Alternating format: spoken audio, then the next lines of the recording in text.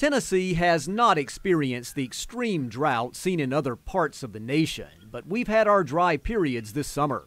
When this video was shot, this Wilson County hayfield had gone a month without rain.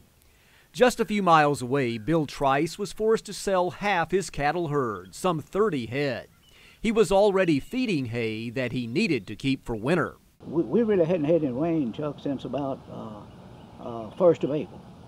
And it just got to where there wasn't anything for them to eat, you know. Mr. Trice's farm did see about 7 inches of rain in midsummer, but by then, much of his pasture was already damaged. And I'm afraid a lot of the fescue and the regular grass is dead, because it was just as brown as it could be. It didn't have a bit of green to it. When 2012 comes to an end, many parts of Tennessee will have received about an average amount of rainfall. But it's not the total amount that matters in agriculture, but when and how often it falls.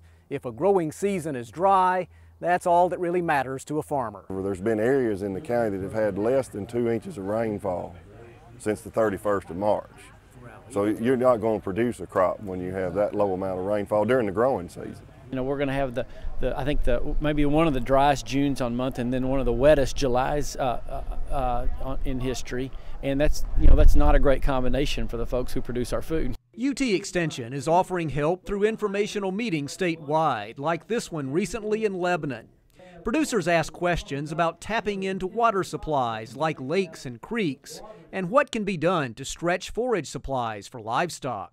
There are several ways that this current drought and heat affects us for months and even years down the road. So if it gets bad enough that we have to sell a lot of our cattle, then repopulating the state's cattle herd in the future can be very expensive. Then there's the obvious impact on row crops. Some crops can withstand a little dry weather, but corn is really hurt by drought because it needs moisture and cooler nighttime temperatures to pollinate. Ray SNEED grows 2,000 acres of corn north of Memphis. I guess to answer your question about how it would affect your corn, tremendously, because a lot of this corn got caught in the pollination period. That means fewer ears and kernels.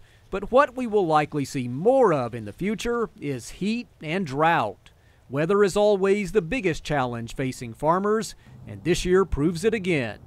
This is Chuck DENNEY reporting.